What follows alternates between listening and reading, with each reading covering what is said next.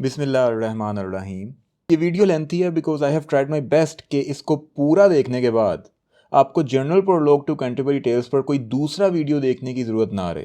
And I make sure कि ये सबसे ज़्यादा डिटेल्ड और इम्पोर्टेंट वीडियो होने वाला है आपके लिए इस टॉपिक पर। तो लेट्स स्टार्ट। टाइम ज़ाया बिल्कुल नहीं करेंगे, पेपर पेंसिल हाथ में रख लें लाजमी। ये वीडियो एक लेक्चर की तरह होने वाला है। हर इंपॉर्टेंट पॉइंट और डिटेल को साथ साथ अपने लफ्ज़ों में लिखते रहें। ये लिखना बहुत ज़रूरी है ताकि आपको कुछ दिनों के बाद ये पूरा वीडियो दोबारा ना देखना पड़े। डिटेल्स कुछ दिनों के बाद माइंड से निकल जाती हैं, इंसान चाहे जितना मर्जी इंटेलिजेंट हो। और अगर अभी बिजी हैं तो इस वीडियो को स्किप कर दें, ये जल्दी में देखने वाला वीडियो नहीं है। सेव कर लें अपने पास, आराम से जब फ्री होंगे तब देखें बैठ कर इसे। जोफ्री चौसर, जिनको फादर ऑफ इंग्लिश लिटरेचर का टाइटल भी दिया जाता है, अपनी ज़िंदगी के आखिरी सालों में द कैंटरबरी टेल्स लिख रहे थे। इसको साल 1387 से 1400 के दरमियान लिखा गया था और ये उनका इनकम्प्लीट वर्क है। वो इसको पूरा नहीं कर पाए, साल 1400 में उनकी डेथ हो गई थी। अब ज़रा इस चीज़ को भी समझ लें कि कैंटरबरी टेल्स क्या है और journal prologue to Canterbury Tales क्या है। तो दरअसल ये एक ही बुक है द कैंटरबरी टेल्स के नाम से। इस बुक के स्टार्ट में इसका जर्नल प्रोलॉग मतलब एक जर्नल इंट्रोडक्शन आता है जो कि बहुत ज़्यादा इंपॉर्टेंट है। और फिर इस इंट्रोडक्शन मतलब प्रोलॉग के बाद टेल्स मतलब कहानियाँ स्टार्ट हो जाती हैं। ज़्यादातर एग्जाम्स में सिर्फ इस journal prologue to Canterbury tales को सिलेबस का हिस्सा बनाया गया होता है।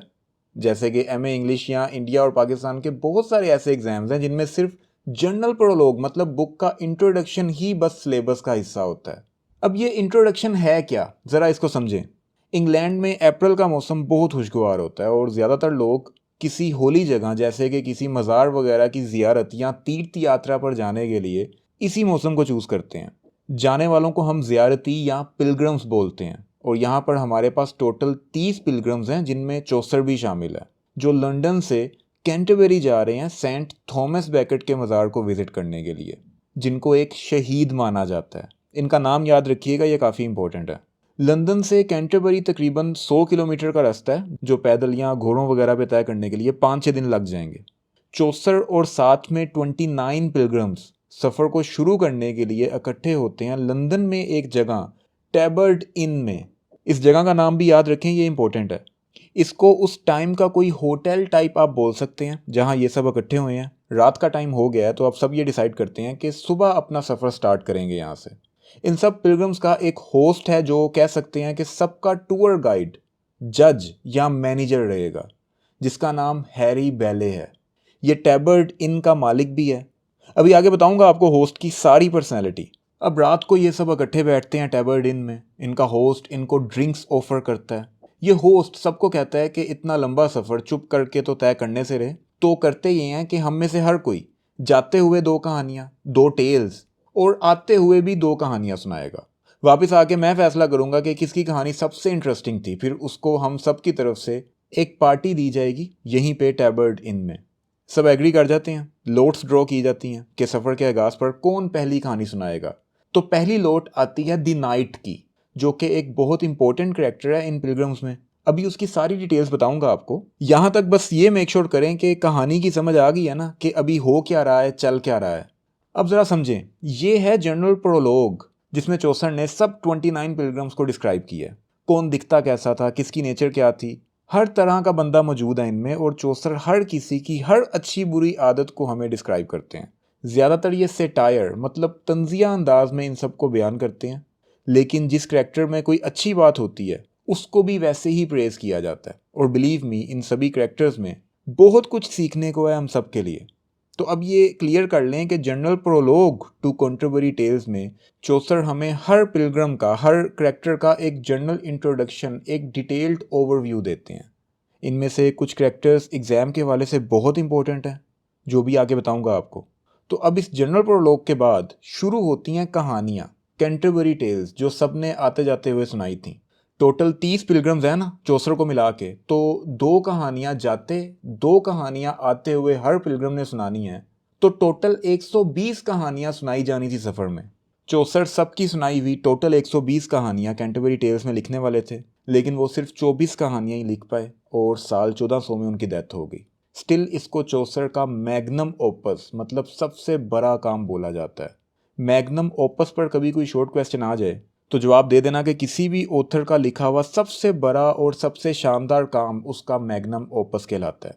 ये बस एक टाइटल है उस बड़े काम का। तो होपफुली अब आपकी एक बेस बहुत स्ट्रॉन्ग बन चुकी है आगे जाने के लिए। मोस्टली जो सिलेबस हैं जैसे कि एमए इंग्लिश, उनमें सिर्फ जनरल प्रोलॉग मतलब कहानी का बैकग्राउंड और हर करेक्टर का एक ओवरव्यू जिसमें बताया गया है उसको इंक्लूड किया जाता है। बाकी 24 स्टोरीज सिलेबस का हिस्सा नहीं होती, लेकिन फिर भी हमारे चैनल पर अलग अलग वीडियोस बनाई जाएंगी उन करेक्टर्स की स्टोरीज पर जो चौसर लिख पाए थे। आज हम इस complete general prologue to Canterbury tales को और इसमें एक्सप्लेन किए गए सभी करेक्टर्स को पूरी तरह से एक्सप्लोर करने वाले हैं। एंड बिलीव मी, इस वीडियो के बाद आपकी एक बहुत अच्छी ग्रिप होने वाली है इस प्रोलॉग पर।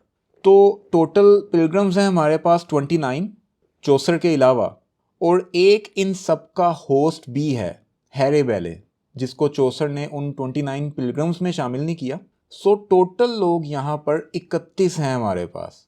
29 पिलग्रम्स, एक चौसर और एक होस्ट, जिसमें से तकरीबन 23-24 करेक्टर्स को चौसर ने अपने जनरल प्रोलॉग में कम्प्लीटली डिस्क्राइब किया है। कुछ करेक्टर्स पर चौसर ने ज़्यादा फोकस किया है और एग्ज़ाम के हवाले से भी वो करेक्टर्स ज़्यादा इंपॉर्टेंट बन जाते हैं।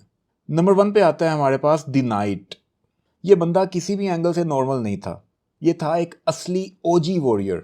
चौसर कहते हैं कि इसने 15 से ज़्यादा जंगों में हिस्सा लिया, अलेक्जेंड्रिया, पर्शिया, ग्रैंडा, लिथुआनिया, बस नाम लो और ये बंदा वहाँ लड़ चुका था। लेकिन सबसे ज़बरदस्त बात ये है कि इतना एक्सपीरियंस और नोबल होने के बावजूद ये बंदा बहुत ही हम्बल और नरम दिल था।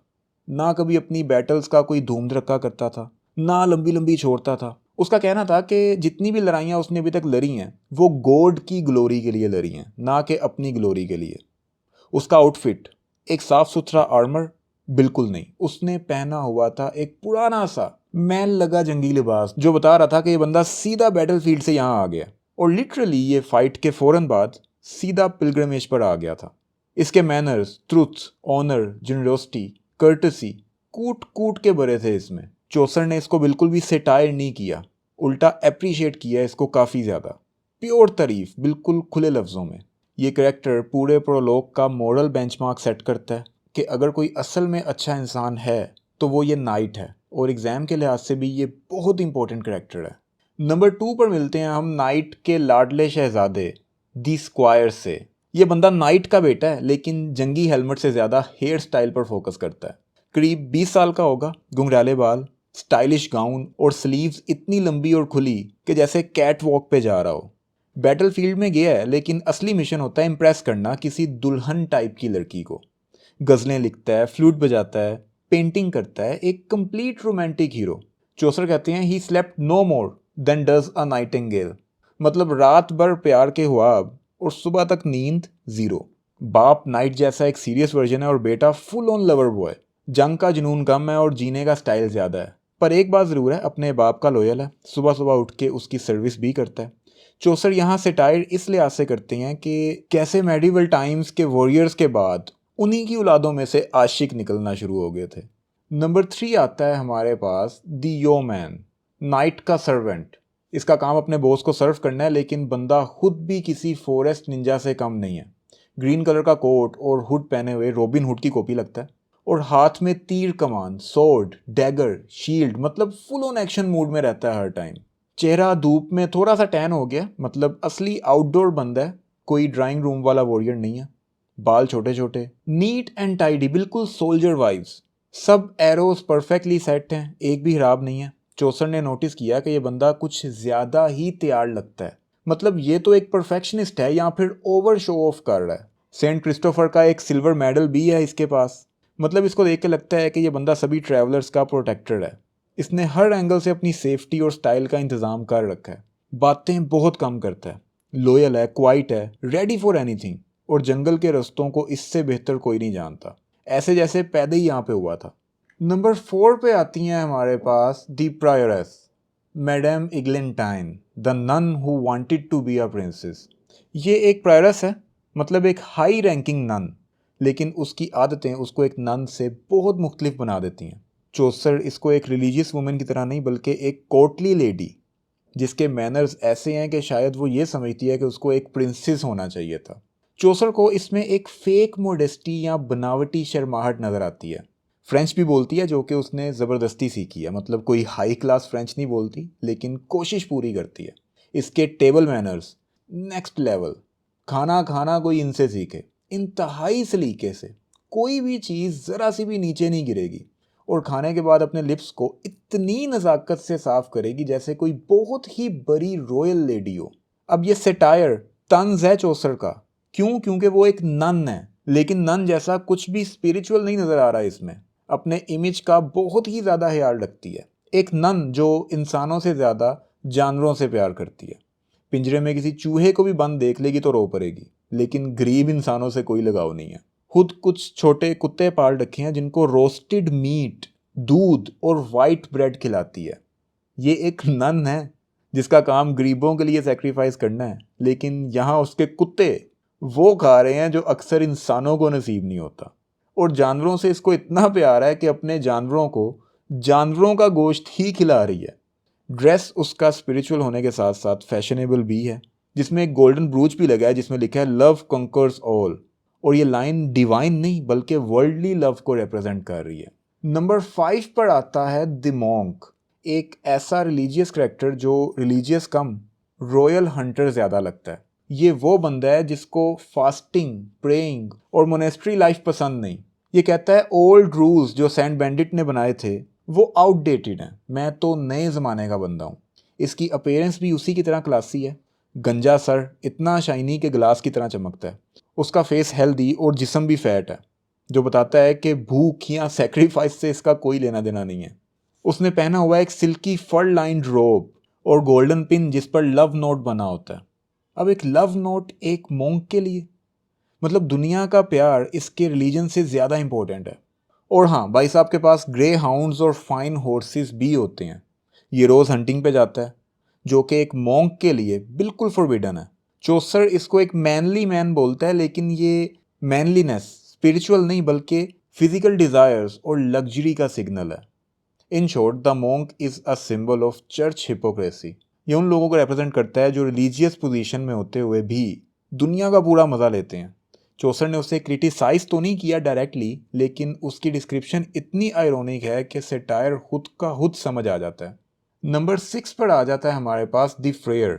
फ्रेयर एक रिलीजियस मैन होता है जो किसी खास रिलीजियस ऑर्डर का मेंबर होता है। नाम से लगता है होली बंदा होगा, लेकिन असल में ये एक चमक धमक वाला करप्ट सेलमैन है जो मज़हब बेचता है। ये बंदा लोगों के गुनाह माफ़ करता है, लेकिन सिर्फ पैसे लेके। जितना ज़्यादा पैसा उतनी जल्दी माफ़ी। इसका गला इतना सफ़ेद जैसे कोई वाइट लिली, यानी कोई मेहनत नहीं, सिर्फ कंफर्ट और लग्जरी। इसका लिबास भी अजीब है। एक फ्रेयर जैसा बिल्कुल सिंपल नहीं बल्कि एक डॉक्टर या पोप जैसा डिज़ाइन है। फ्रेयर होने के बावजूद रिच लोगों के साथ उठता बैठता है और गरीब लोगों से ज़रा बच के रहता है। चौसर कहते हैं ये बंदा हर शराब खाने, हर बार और हर बार वाली लड़की, मतलब हर बार मेट को जानता था। उसकी दोस्ती अल्लाह वालों से नहीं, ग्लास वालों से थी। शराब और नाच गाना उसका असली मकसद था।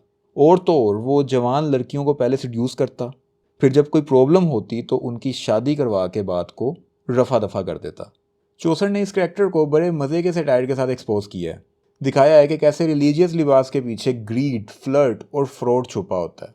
ये फ्रेयर असल में एक नकली वलियत का बैच पहने हुए बिजनेसमैन है जो गॉड के नहीं, गोल्ड के पीछे भागता है।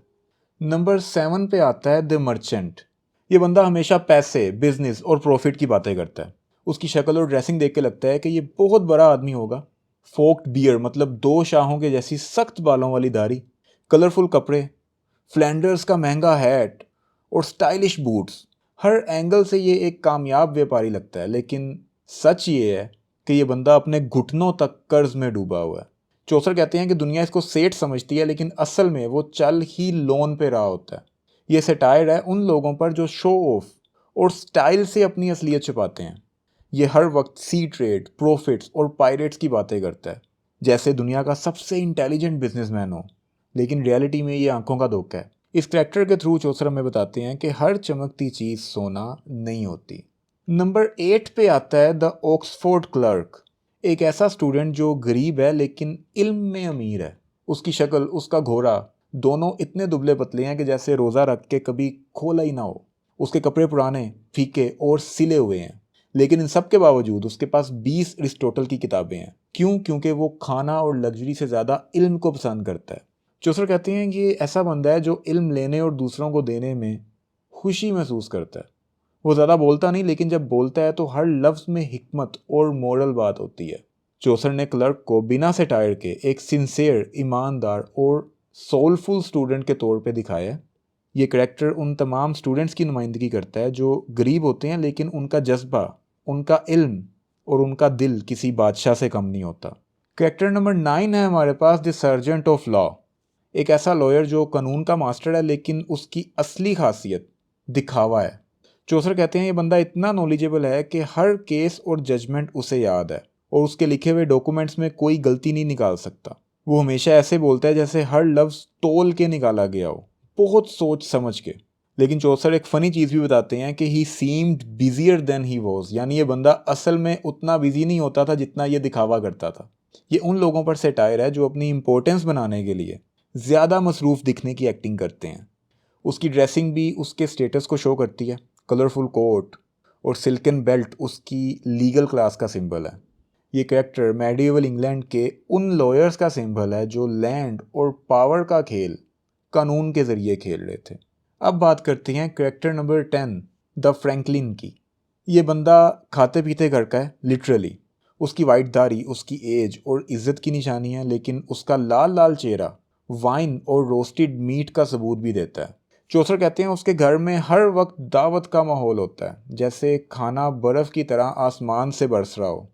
वो एपिक्यूरस का फॉलोवर है, मतलब उसके नज़दीक लाइफ का असली मज़ा सिर्फ कंफर्ट और प्लेजर में है। हर सीज़न के हिसाब से मील्स प्लान करता है और गेस्ट्स को कभी भूखा नहीं जाने देता। चौसर इसे जेंटली से टायर करते हैं, ज़्यादा इंजॉय करने वाला, लेकिन नुकसान नहीं देता किसी को। ये करैक्टर मेडिएवल टाइम्स के उन लैंडलॉर्ड्स की नुमाइंदगी करता है जो स्टेटस दिखाने के लिए दावतें और लेविश लाइफस्टाइल चूज़ करते थे। इन शॉर्ट ये है कि फ्रैंकलिन एक ऐसा बंदा है जो कहता है कि जियो और जीने दो, बस प्लेट खाली नहीं होनी चाहिए। नंबर 11 पर आते हैं हमारे पास द गिल्ड्समैन। इसमें 5 करैक्टर्स इकट्ठे आ जाते हैं, 5 प्रोफेशनल्स का gang. Haberdasher, carpenter, weaver, dyer, tapestry maker, ये सब स्किल्ड लोग हैं, लेकिन उनकी असल पहचान है मैचिंग कपड़े, चमकते बूट्स और सिल्वर नाइफ्स। चौसर कहते हैं कि इनके टूल्स इतने नए लगते हैं जैसे कभी इस्तेमाल ही ना हुए हों, मतलब काम से ज़्यादा स्टाइल इंपॉर्टेंट है। इनका गोल क्या है? ऑल्डरमैन, मतलब सिटी ऑफिसर बनना। लेकिन ये ख्वाहिश भी उनकी अपनी नहीं, उनकी बीवियों की है। मतलब इनकी बीवियां कहती हैं कि औरतों को इज्जत तब मिलती है जब उनके मर्द बड़े आदमी बने, तो भाई साहब तुम्हें एल्डरमैन बनना ही होगा। ये कैरेक्टर्स हमें दिखाते हैं कि मेडिएवल टाइम्स में मिडिल क्लास लोग भी शो ऑफ करते थे और घर में डिसीजन सिर्फ उनकी बीवियां करती थीं। नंबर 12 पर आ जाता है द कुक। ये बंदा खाने का किंग है। रोस्ट, बॉयल, फ्राई या बेक सब कुछ मज़े से बनाता है। और सबसे इम्पोर्टेंट बात, लंदन की हर बियर का एक्सपर्ट है। और ये बंदा कमाल का टेस्ट टेस्टर भी है। लेकिन चौसर ने यहाँ एक बहुत मज़े का सेटायर छोड़ा है। इसकी टांग पर एक गंदा सा जख्म है, अल्सर, जहाँ से पीला पानी निकलता है। और अब इस बंदे की सिग्नेचर डिश क्या है भला? ब्लोमोंज। ये एक वाइट क्रीमी चिकन डिश होती है। अब ज़रा सोचो, एक बंदा वाइट डिश बनाता है क्रीमी कलर की, लेकिन उसकी खुद की टांग पर एक जख्म है जहाँ से उसी कलर की पस भी निकल रही है। इमेजिन करके देखो ज़रा। चौसर सीधा सीधा कुछ नहीं कहते, वो बस इतना कहते हैं कि शेफ़ बहुत ज़बरदस्त है, बस ये देख लिया करो कि खाना आ कहाँ से रहा है। ये करैक्टर एक ही वक्त में फ़नी भी है, डिस्गस्टिंग भी, और एक वार्निंग भी कि जायका ज़रूरी तो है, लेकिन सफाई उससे भी ज़्यादा ज़रूरी है। अब नंबर 13 द शिपमैन, यानी समुंदर का बॉस। धूप में स्किन काली हुई है, नी तक वुलन गाउन और गले में छुरी लटकी हुई, रेडी फॉर एक्शन 24/7। समुंदर का एक्सपर्ट है, यूरोप का हर कोना कोना घूम चुका है। अपनी शिप का नाम रखा है मॉडलिन। लेकिन सिर्फ सफ़र का एक्सपर्ट नहीं, दारू चुराने का भी उस्ताद है। चौसर बताते हैं कि जब मर्चेंट सो रहा था तो इसने उसकी वाइन चुरा ली। और अगर दुश्मन मिल जाए तो उसे घर वापस भेजता है बाय वाटर। मतलब इसके गले में लटकी बाजू के पीछे से जो छुरी है वो घूमती है बस, और बंदा समुंदर के अंदर। ज़मीन पर इसके मोरल्स ज़ीरो हैं, लेकिन शिप चलाने में नंबर 1 है। चौसर इसे ओपनली जज नहीं करते, लेकिन ज़रा ज़रा से टायर हर लाइन में चिपका देते हैं। कि भाई ये बंदा स्किल्ड तो बहुत है लेकिन थोड़ा गुंडा टाइप भी है। अब चलते हैं character number 14, the doctor of physic की तरफ। ये एक ऐसा डॉक्टर है जो डिजीज़ का तो मास्टर है लेकिन खुद पैसे से मोहब्बत में बीमार है। ये बंदा है फुल इंटेलिजेंट, हर डिजीज़ का इलाज करता है लेकिन एस्ट्रोलॉजी देख के। मतलब अगर तुम्हारा कैंसर है तो पहले ये बंदा देखेगा कि तुम्हारा सितारा किस घर में है। दिखने में भी ये स्टाइलिश है, रेड ब्लू सिल्क के कपड़े, टाफ्टा के बॉर्डर्स, भाई डॉक्टर कम फैशन मॉडल ज़्यादा लगते हैं। चौसर बताते हैं कि इसको गोल्ड बहुत पसंद है। उसके मुताबिक सोने का पैसे से कोई ताल्लुक नहीं है, ये तो हेल्थ के लिए अच्छा होता है। और ये डॉक्टर भाई साहब फार्मेसी वाले अपने दोस्त के साथ मिलके भी मेडिसिन और पैसा दोनों का कॉम्बिनेशन चला रहे हैं। नॉलेज है बहुत, इलाज आता है बिल्कुल, लेकिन दिल सिर्फ पैसे पे आता है इनका। चौसर यहाँ पे इस तरह से रिटायर करते हैं कि डॉक्टर का इलाज तो बिल्कुल ठीक है लेकिन इसकी अपनी नीयत पे जख्म है। So this was the doctor, दिल का नहीं धन का specialist. Character number 15, the most important, wife of bath. एक ऐसी औरत जो अपने टाइम से आगे थी, बोल्ड, इंडिपेंडेंट और थोड़ी हस्की फेमिनिस्ट टाइप। एग्जाम के लिए भी ये बहुत इंपॉर्टेंट करेक्टर है और रियली बहुत इंटरेस्टिंग भी है। ये कोई आम बीवी नहीं, 5 शोहर खा चुकी है अभी तक और कहती है छठा भी चलेगा। हालांकि अभी उम्र थोड़ी ज़्यादा हो चुकी है लेकिन फैशन की क्वीन है। रेड स्टॉकिंग्स, न्यू शूज़ और टोपी इतनी बड़ी कि जैसे कोई दुल्हन डोली लेके जा रही हो। दांतों के दरमियान थोड़ा गैप है जो उस वक्त ब्यूटी और पैशन का सिंबल समझा जाता था। और फिगर भी बोल्ड, वाइड हिप्स और रेड चेहरा। ये औरत चर्च में एंट्री करने में सबसे पहले सबसे आगे होती है और किसी और औरत की हिम्मत नहीं होती कि इससे पहले चर्च में चली जाए। शादियों का तजुर्बा इतना है कि बंदा मशवरा लेना चाहे तो ये उसी टाइम लव गुरु बन जाती हैं। मतलब एक लड़की को क्या चाहिए होता है शादी के बाद या बीइंग अ वाइफ, वो इस 5 मर्दों की रह चुकी वाइफ से बेहतर कौन बता सकता है। चौसर हल्का हल्का इसकी रिलीजियस फेकनेस पे भी स्टाइल करते हैं कि भाई ये पिलग्रमेज तो सिर्फ ट्रैवल और मस्ती का बहाना है। So this was the wife of bath, अपनी मर्जी की मालकिन और कह सकते हैं कि मोहल्ले की सेल्फी क्वीन आंटी। अब चलते हैं कैरेक्टर नंबर 16, द पार्सन की तरफ। एक ऐसा कैरेक्टर जो पूरे जनरल प्रोलॉग में सबसे ज़्यादा प्रेज्ड है। जहाँ बाकी रिलीजन से ताल्लुक़ रखने वाले लोग करप्ट हैं, वहाँ ये बंदा बिल्कुल सिंसेयर और असली रिलीजियस है, जैसे एक आइडियल मौलवी या पंडित होना चाहिए। द पार्सन यानी इमाम जैसा होना चाहिए वैसा बंदा। ना रेड कैप ना गोल्डन चेन, बस सीधा सा लिबास और सीधा सा दिल। ये वो बंदा है जो लोगों को सिर्फ मशवरा नहीं देता, खुद भी अमल करता है। चौसर एक बहुत खूबसूरत एग्जाम्पल देते हैं कि अगर सोने को ही जंग लगना शुरू हो जाए तो लोहे का क्या बनेगा। मतलब अगर मौलवी ही करप्ट हो जाएं तो आवाम कहाँ जाएगी भाई। दूसरे रिलीजियस लोगों की तरह ये पैसे का भूखा नहीं है, गरीबों की मदद अपनी जेब से करता है। बारिश हो या तूफान उनके घरों तक पहुंच जाता है। रिलीजियस नॉलेज तो है ही लेकिन प्राइड बिल्कुल नहीं है। चौसर ने इस करैक्टर को फुल रिस्पेक्ट दी है। ना कोई मजाक, ना कोई आयरनी, ना कोई सेटायर। ये बंदा पूरे प्रोलॉग में एक शाइनिंग एग्जाम्पल है, जैसे अंधेरे में रोशनी का चिराग। So this was the person, एक रिलीजियस बंदा जिसका दिल साफ और नीयत उससे भी ज़्यादा साफ है। Character number 17, the Plowman. ये बंदा पार्सन का भाई है और जैसा भाई है वैसा ही ये खुद भी सीधा और ईमानदार है। हल चलाने वाला, ज़मीन का काम करने वाला लेकिन अल्लाह का बंदा और दिल का अमीर। सीधा साफ, ईमानदार और खुदा का डर रखने वाला। लिबास बिल्कुल सिंपल, ना गोल्ड चेन ना ब्रांडेड शूज़। अपना काम ईमानदारी से करता है, गरीबों की बिना किसी लालच के मदद करता है और चर्च का टैक्स टाइम पे देता है बिना शिकायत के। चौसर कहते हैं इस बंदे में ना प्राइड है ना ग्रीड, सिर्फ हार्ड वर्क और फेथ का रंग चढ़ा है। ऐसे लोग दिखने में आम होते हैं लेकिन अंदर से सोना निकलते हैं। सो दिस वॉज द प्लोमैन, ज़मीन से जुड़ा हुआ लेकिन करेक्टर आसमान से भी ऊंचा। अब आते हैं करेक्टर नंबर 18, द मिलर की तरफ। और भाई साहब ये बंदा तो फुल ड्रामा, फुल सेटायर और फुल इंटरटेनमेंट। चौसर ने इसको सबसे ज़्यादा मजाकिया तरीके से एक्सपोज किया है। एकदम बोल्ड और बेशरम टाइप का आदमी, जैसे किसी गांव का लोकल वो गुंडा पहलवान होता है ना। बॉडी स्ट्रोंग लेकिन नीयत उतनी ही रोंग। इसका चेहरा लाल सुर्ख, नाक के ऊपर तिल, तिल के ऊपर बाल और मुंह ऐसे जैसे एक तंदूर। ये बंदा अपने बैक पाइप्स बजाता बजाता सबसे आगे जा रहा होता था, ऐसे जैसे कोई बड़ा शहजादा हो, लेकिन असल में ये था चोरों का सुल्तान।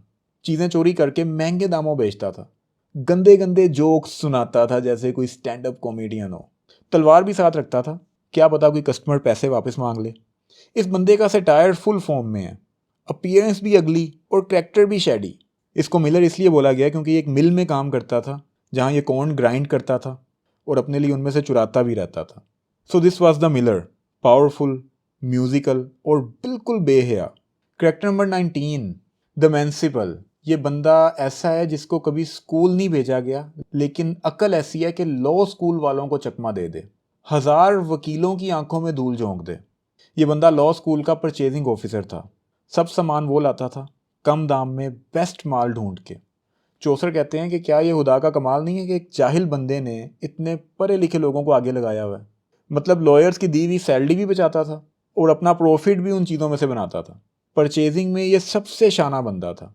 इसका लुक सिंपल था लेकिन माइंड फुल जीनियस। ये कैरेक्टर हमें ये सिखाता है कि डिग्री से ज़्यादा स्ट्रीट स्मार्टनेस भी होना ज़रूरी है। So this is the municipal, low profile, high profit और हर वक्त एक कदम आगे। Character number 20, the रीव। और भाई साहब ये बंदा है नफरत वाला जीनियस, अंदर से चोर, बाहर से अकाउंटेंट। ऐसा अकाउंटेंट जो मालिकों को लूट लूट के खुद उनके जितना अमीर हो जाए, लेकिन हिसाब का बहुत ही पक्का। ये बंदा ना हो तो हर फार्म का हिसाब बिगड़ जाए। लेकिन इसकी शक्ल भी ऐसी है कि बच्चे रात को डर जाएं। पतला चिपटा चेहरा, सिर्फ गुस्से और खामोशी का मिक्स, और टांगें बिल्कुल लकड़ी जैसी। इसका घोड़ा एकदम स्ट्रॉन्ग था। ये बंदा पूरे फार्म का मालिक नहीं लेकिन असली बॉस था। हर आदमी, हर जानवर, सब इससे डरते थे। रिकॉर्ड्स ऐसे परफेक्ट रखता था कि ऑडिटर्स भी कंफ्यूज हो जाएं, और मालिक को गिफ्ट दे दे के फुल टाइम उठा के रखता था। चौसर कहते हैं he could tell you every penny's worth. हर साल का मुनाफा याद होगा इसको। मतलब हिसाब का जीनियस लेकिन दिल का सूखा और चोर। सो दिस इज द रीव, अंदर से चोर, बाहर से अकाउंटेंट और सबसे अलग चलता था, सबसे पीछे, जो चीज़ इसको ज़्यादा सस्पिशियस बनाती थी। नंबर 21 पर आता है द समनर। चर्च का बंदा है लेकिन काम करप्शन का, और चेहरा दानों का फुल अटैक। नाम तो रिलीजियस लगता है लेकिन बंदा रिश्वत का किंग है। सर पर लगी होती है एक फूलों की माला, मासूमी का फुल नाटक, लेकिन असल में जैसे कोई अंडरवर्ल्ड का बंदा हो। हर वक्त लहसुन, प्याज और शराब का लवर, और जब नशा चढ़ता है तो लैटिन भी बोलता है लेकिन खुद को भी समझ नहीं आती कि क्या बोल रहा है। चौसर कहते हैं his face was on fire like a cherubin. ऐसे जैसे कोई वोल्केनो हो इसके मुंह पे एक्नीस का। ये बंदा लोगों के गुनाह जानता था और उन्हें धमका के पैसे कमाता था। चर्च का बंदा है लेकिन काम ब्लैकमेल का। So this is the Sumner. दिखने में डर लगता है, बोलने में बकवास करता है और अंदर से फुल 420। नंबर 22 पे आता है द पार्टनर। और भाई साहब इससे ज़्यादा फ्रॉड बंदा चौसर के जनरल प्रोलॉग में कोई भी नहीं है। चर्च के नाम पे पाप बेचता है और लोगों का मासूम भरोसा लूटता है। और सबसे बड़ी बात, ये बंदा खुद जानता है कि ये ढोंग कर रहा है। नाम से लगता है माफ़ी देने वाला लेकिन असल में चर्च का स्कैमर इन चीफ यही है। लंबी पीली चिप चिप बालों वाली पोनीटेल जैसे चूहे की दुम हो।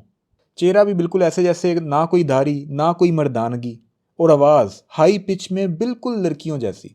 हाथ में लेके फिरता है फेक रैलिक्स। चौसर कहते हैं he sang the offertory best of all, लेकिन सिर्फ इसलिए कि लोग पैसे डाल के जाएं। वैसे तो प्रीचिंग ये करता है कि greed is the root of all evil, लेकिन खुद पैसे का प्यासा है। कोई गरीब बेवा भी अगर कोई पैसा बचा के बैठ जाए तो ये उसका भी दान ले लेता है। So this is the partner, church का सेल एजेंट, पापों का ट्रेडर और धोखेबाजी में गोल्ड मेडलिस्ट। अब मिलते हैं number 23, the host, Harry ballet से, जो कि इस पूरी पिलग्रिमेज का एक इवेंट प्लानर, जज और अनऑफिशियल टूर गाइड भी है। ये कैरेक्टर थोड़ा डिफरेंट है क्योंकि ये पिलग्रिम नहीं है, ये टैबर्ड इन का मालिक है जहाँ ये सब पिलग्रिम्स रुके थे अपना सफ़र स्टार्ट करने के लिए। लेकिन असल में ट्रिप का गाइड, जज और फुल ऑन इंटरटेनर यही बंदा था। इसकी शक्ल देख के लगता है साफ सुथरा, ब्राइट आइड और मस्ती भरा आदमी। इसी ने सबको आइडिया दिया था कि सब लोग जाते हुए और आते हुए दो दो स्टोरीज सुनाएं। और प्राइस क्या था याद है? जो सबसे अच्छी कहानी सुनाएगा उसको टैबर्ड इन में फ्री डिनर दिया जाएगा। समझे आप, बिजनेस भी प्रमोट हुआ और जर्नी भी अच्छी बन गई। चौसर कहते हैं a manly man full of tact and merriment. Chaucer ने कोई स्टाइल नहीं किया इसे। ये बंदा सच में चौसर का फेवरेट था। So Harry Bailey is not just a host, he is the mastermind behind the whole Canterbury Tales. Number 24, हमारे पास आते हैं खुद जोफ्री चौसर। जी हाँ, राइटर हिमसेल्फ भी इस जर्नी में पिलग्रम बन के अपने बारे में कुछ ना कुछ कहते हैं। अब इनकी अपीयरेंस का तो ज़्यादा जिक्र नहीं है, लेकिन एटीट्यूड देखो, इतनी हम्बल टोन में कहते हैं कि मुझसे कोई गलत बात हो जाए तो मैं तो बस सुन के आगे पहुंचा रहा हूँ। लेकिन असली बात यह है कि ये सिंपल टोन एक ट्रैप है। असल में ये बंदा बहुत ही क्लेवर है, हर करेक्टर की हिपोक्रेसी एक्सपोज करता है, लेकिन इतने स्टाइल से कि कोई ज़्यादा बड़ा बवाल भी ना हो जाए और पढ़ने वाले को समझ भी आ जाए। और अपने खुद के बारे में क्या कहते हैं? माई विट इज़ शॉर्ट, मतलब मेरी अक्ल थोड़ी कम है। कोई इनसे पूछे कि भाई साहब अगर ये शॉर्ट विट है तो लॉन्ग विट किसको कहते होंगे? सो ये था चौसर द पिलग्रम, सादा दिल भी, शातिर भी और सेटायर का उस्ताद भी। अब आप सोच रहे होंगे कि टोटल 29 कैरेक्टर्स थे, लेकिन हमने तो सिर्फ 23-24 को ही डिटेल में कवर किया है। तो बात यह है कि चौसर ने सबको इक्वली डिस्क्राइब नहीं किया। कुछ कैरेक्टर्स जैसे कि गिल्ड्समैन में उन्होंने 5 लोगों को एक ही कैटेगरी में ऐड किया है। ये सब लोग मिडिल क्लास के क्राफ्ट्समैन थे जिनको हम गिल्ड्समैन बोलते हैं। और एक कैरेक्टर द सेकंड नन के नाम से भी है, लेकिन ये सिर्फ मैंशनड है, इसकी कोई डिटेल्स मौजूद नहीं है हमारे पास। ये द प्रायरस मैडम एग्लिंटाइन के साथ ट्रैवल कर रही थी, एक असिस्टेंट या कंपेनियन की तरह, इसलिए इस करैक्टर को कोई इंडिविजुअल डिस्क्रिप्शन या सेटायर नहीं मिलता। तो हमने सिर्फ वही करैक्टर्स डिस्कस किए हैं जो चौसर ने खुद डिटेल में बताए हैं और जो एग्जाम के पॉइंट ऑफ व्यू से भी इंपॉर्टेंट हैं। सो डोंट वरी, आपका सिलेबस और ये वीडियो दोनों कंप्लीट हैं। मिलते हैं अपनी नेक्स्ट वीडियो में। दुआओं में याद रखिएगा। खुदा हाफिज़।